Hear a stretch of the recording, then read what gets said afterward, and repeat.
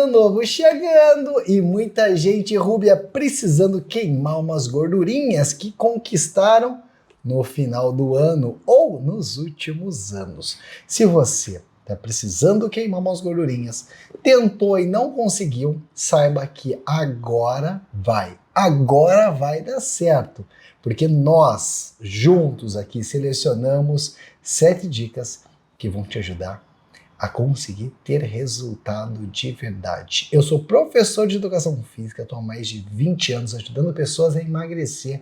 E a Rúbia é nutricionista, a nossa nutricionista do canal, que está aí há alguns anos, né, Rúbia? Mais de 20, né? Mais de 20 anos. Somados, temos mais de 40 anos de experiência em atendimento individualizado para pessoas que precisam emagrecer. Vamos trazer as melhores dicas que a gente costuma dar em consultório ou em atendimentos particulares, para que você tenha resultado e consiga emagrecer esse ano, porque agora vai. Rúbia, você anotou aí na ordem. Vamos um por um? Anotei, vamos lá. Então, eu acho que assim, né? Ano novo, vida nova, vem aquele monte de lista de propostas, né? E aí, qual é o grande segredo de tudo, né? No meu interessante ponto de vista, eu acho que a primeira coisa que você tem que fazer é se comprometer. Com quem? Com você mesmo, né? Porque são os seus resultados, é sobre a execução desse movimento, né? Que é preciso fazer. O que você tem hoje é só resultado, não é sobre certo e sobre errado. Mas se você não está satisfeito e feliz com esse resultado e de algum motivo isso também compromete a sua saúde, é preciso fazer diferente, né? Para mudar esse resultado. Então, esse desenho do começo do ano é pensar onde eu tô, onde eu quero chegar, né? E de uma forma muito realista. Por quê? Porque quando eu coloco metas muito altas, isso já é um grande passo para eu não fazer, né? Porque aí eu penso, puxa, não vai dar. E aí eu largo. Agora, quando eu coloco metas, né, atingíveis, fica chato eu falar, nossa, eu não consegui fazer, né? Então, esse primeiro passo, esse desenho do peso, da saúde, né? Ele tem que ser desenhado com bastante leveza, né? E com bastante realismo, né? Porque senão a gente vai ficar patinando mais um ano aí atrás de uma coisa que a gente estabeleceu sabendo que não vai conseguir. Uma das maneiras de criar metas realistas, tem gente que coloca assim, a minha meta é emagrecer 5 quilos. Tudo bem. Essa é uma meta de resultado, né? Mas assim, eu prefiro trabalhar com metas de processo. O que é uma meta de processo? A meta de resultado, ok, você fala assim, você coloca na tua cabeça, eu vou emagrecer 5 quilos. Só que emagrecer 5 quilos, ele não tem uma ação para você fazer. E o nosso cérebro é movido por ações. Então pensa comigo, olha só.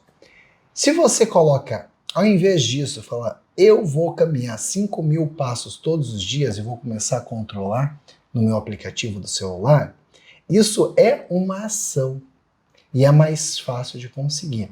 Ou, eu vou tomar 2 litros de água todos os dias, 4 garrafinhas de meio litro, todo dia. Isso é uma ação. Eu vou comer 2 frutas por dia, né? Isso, 2 frutas diferentes. Diferentes por dia, né? Eu vou mastigar mais devagar. Então, são coisas que você consegue ir mensurando, né? A execução desse processo. Sim. Que no final das contas pode dar os seus 5 ou mais quilos. Exatamente. Né? Então, gente, ao invés de você colocar na sua cabeça só uma meta de resultado, coloca uma meta de processo. O que vai te levar até lá? Né? O que vai fazer você ter esse resultado? E uma dica é assim, né? Comece por onde é mais fácil. Né? Então, assim, para mim, o mais fácil é, por exemplo, comer as 2 frutas diferentes todos os dias. Né? A hora que eu tiver com isso engatadinho, aí eu vou falar, agora eu vou tomar 2,5 litros de água. E aí eu engato isso, mas eu mantenho as frutas, tá, gente? Não é faz um, daí esquece ele e faz outro, né? E a gente vai agrupando esses novos hábitos, né? Porque se eu começar com aquilo que é mais difícil, por exemplo, tem um paciente que tem dificuldade de tomar 2 copos de água por dia. Você acha que ele vai conseguir executar já de cara a primeira meta do ano dele, tomar os 2 litros? Não vai, né? Então, de repente, para ele comer uma fruta, então, vamos escolher uma melancia, que é uma fruta que tem bastante água, um abacaxi, nananã. Então, a gente vai desenhando isso de uma forma que ele vai passar desse suco para a água uma fase muito, muito mais gradativa e gostoso, né? Então, olhar para aquilo que é mais fácil não é perda de tempo, né? É otimização de resultado, né? Sim. Otimizar energia. Então, não comece com aquilo que você já sabe que você vai largar a semana que vem. Comece com aquilo que você consegue sustentar. Próxima dica, Rúbia. Próxima dica, e não menos falado aqui nesse programa, que é o planejamento, né? A gente precisa planejar tudo. Então, o que eu vou sugerir, né? Escreva um cardápio, né, com as coisas que você gosta, escreve lá. Então, segunda-feira vou fazer arroz, feijão, sei lá, ovo mexido e salada, né? Quando você desenha todos os dias, e eu gosto muito de fazer esse desenho olhando o que eu tenho no meu armário, né? Para eu não ter a desculpa de, eu não fiz porque eu não fui comprar. Então, já olha o que você tem em casa e já desenha. Quando você desenha isso, você já consegue fazer planejamento de preparo, de otimização de recursos que você tem em casa, o que eu já tenho, o que eu vou ter que comprar, né? Gere uma lista de compra. A gente vai falar disso em outro momento, né? Gerar uma lista de compra facilita, você ganha tempo e gasta menos no supermercado, né? E quando a gente tem isso na mão, a gente consegue ser mais assertivo, né? Não fica perdendo. Nossa, tem gente que fala pra mim, nossa, me dá uma preguiça que eu fico pensando de manhã, eu já sofro a hora que eu acordo pensando o que eu vou ter que fazer pro almoço. Sim. Né? Então, quando eu tenho isso já no papelzinho colado na geladeira, a minha vida já vai fluindo, eu não fico gastando energia todo dia para pensar naquela mesma refeição, né? E aí, quando a gente pensa em planejamento, quando eu vou ao supermercado, o que eu sugiro? Use sempre aquela frase do descasque mais e desembale menos, né? Então, evite os ultraprocessados, que isso com certeza vai estar favorecendo o teu processo de saúde e emagrecimento. Com certeza. E para saber o que é ultraprocessado, como que eu faço para saber, Rubia? Olha o rótulo. Quanto mais ingrediente tiver lá, mais processado. Quanto mais ingrediente de nome estranho tiver lá, mais processado aquele alimento é, né? Então, quando eu falo para os meus pacientes, eu falo, se nos ingredientes tiver coisa que a sua avó teria no armário, você pode comprar, né? Agora, aqueles números malucos, aqueles nomes esquisitos, evita, né? Minimiza dentro do teu carrinho. Gosto de olhar para um carrinho onde tenha muita salada, muita fruta, iogurte, leite, ovo, né? Então, esse desenho, a comida de verdade, arroz, feijão, farinha, enfim, né? Sim. Então, coloca esses filtros, né? E escreve, porque aí você não fica passeando no mercado e gerando necessidade lá dentro, né? Com certeza. Próxima dica, Rubia. Próxima dica, beba água. Mas o que a água tem a ver com emagrecimento? Olha que coisa. Primeiro, todos os processos bioquímicos que acontecem no seu corpo, posso falar? Dependem de água, né? Então, quando eu deixo esse corpo mal hidratado, ele sofre.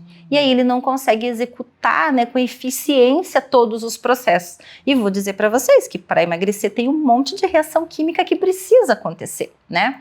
Segundo, a gente bebendo água, a gente fica com mais saciedade, né? Eu encho de água, né? Então isso favorece. A água faz com que o meu intestino trabalhe melhor, então eu não fico ali gerando gases, não fico com o meu intestino preso, né, com peso que já podia ter ido embora e eu tô ali guardando, né? Então, a água, ela faz todo esse processo, além de, por exemplo, quando você faz exercício, um corpo bem hidratado guarda mais água dentro da célula muscular. Né? Então é importante a hidratação para isso também, porque senão o teu mecanismo de realização do exercício também fica comprometido. E segundo, né, a gente precisa prestar atenção, né, na questão da hidratação, porque às vezes a gente não está nem com fome, a gente está com sede. Minha cabeça não consegue entender a diferença. Ou assim também, né? O corpo fala, mesmo que ele coma, vamos pensar, se ele comer uma fruta, vem água junto, né? Então, na preparação dos alimentos também vem um pouco de água. Então, é um jeito, né, que o corpo encontra de colocar líquido, né, para o seu interior. Então, preste atenção, né? Se realmente você está com fome, ou falar, meu Deus, já são 4 horas da tarde, eu não tomei nem um copo d'água ainda. Sim. Né? E tem muita gente, Rúbia, que tá com o intestino preso, fica 2, 3, 4 dias sem ir no banheiro, tem gente que até mais. E tudo aquilo que eu ia falar, fica na barriga e ocupa espaço, ocupa volume, pesa, né? E quando você toma água, você facilita com que o seu corpo elimine isso. E sabe que tem uma crença, né, assim, quer dizer, ela é uma verdade, mas eu falo que é uma crença por quê? Porque as pessoas falam, coma fibra que o intestino melhora. Só que esquecem de avisar que tem que tomar água, né? A fibra sozinha, ela puxa água para o intestino. Quando eu não tomo água, o que acontece? Vira um cimentinho, fica muito mais difícil de ir ao banheiro, né? Então, assim, quando a gente está com o intestino ruim, primeiro, gente, não é natural a gente ficar 2 dias sem ir ao banheiro. Não se acostume com isso, né? É preciso olhar para esse funcionamento intestinal, tá? Faça suas refeições, né? Com frutas, verduras, por quê? Porque eles fornecem as fibras para proporcionar esse movimento intestinal. Segundo, beba água para dar volume para essas fezes, para esse cocô, para ele poder sair, né? Então, são coisas simples, né? Mas as pessoas às vezes falam, nossa, eu fico 4 dias sem ir no banheiro. E aí, acha isso normal. Não é, né?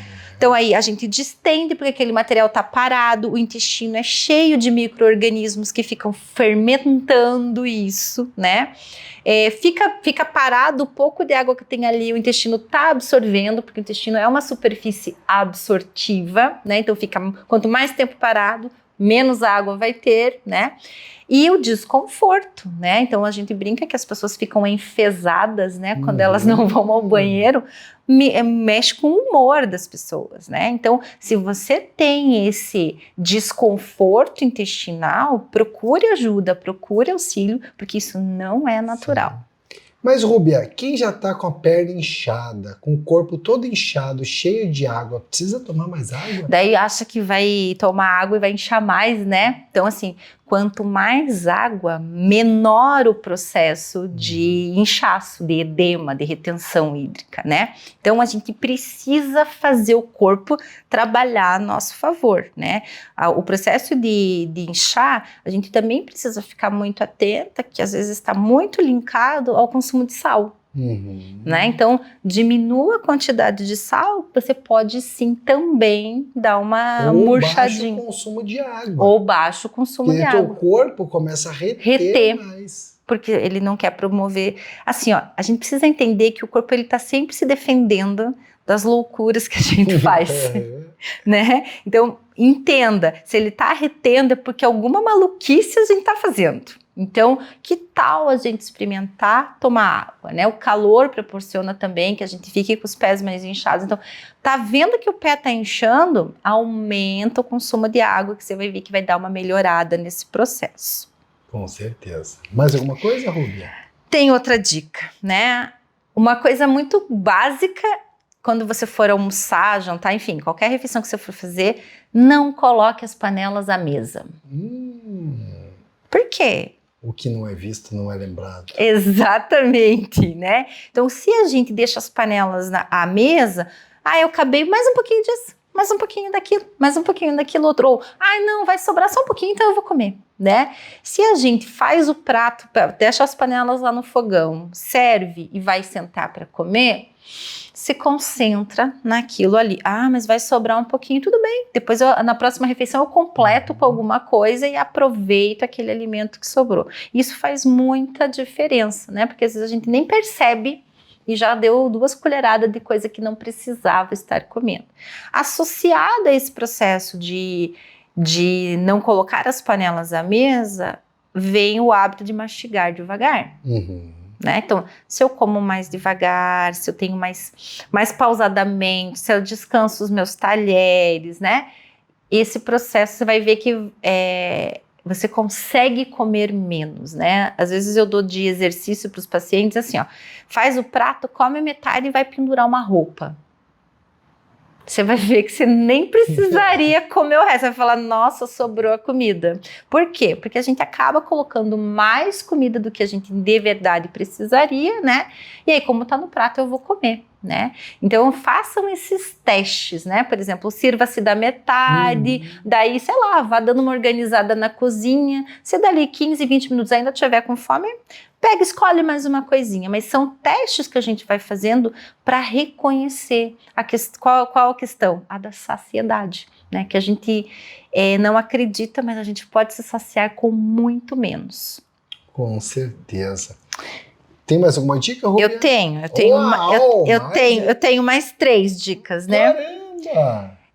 Quando a gente sempre fala, né, de emagrecimento, o que está vinculado? Aumentar o consumo de frutas e verduras, né? Por quê? Eles têm mais fibra, então eles promovem mais saciedade, eles promovem pelas fibras o funcionamento intestinal, são alimentos ricos em vitaminas e minerais. E lembrando que a gente não faz estoque de vitamina e mineral no corpo, então eu preciso comer todos os dias esse tipo de alimento. Não dá para você falar assim, então, vou comer cenoura uma vez por ano, porque eu consigo comer 10 quilos de cenoura e tá reserva para o ano inteiro, né? A vitamina e mineral não faz esse tipo de reserva. Então, importante a gente tá tendo variedade nesse processo, né?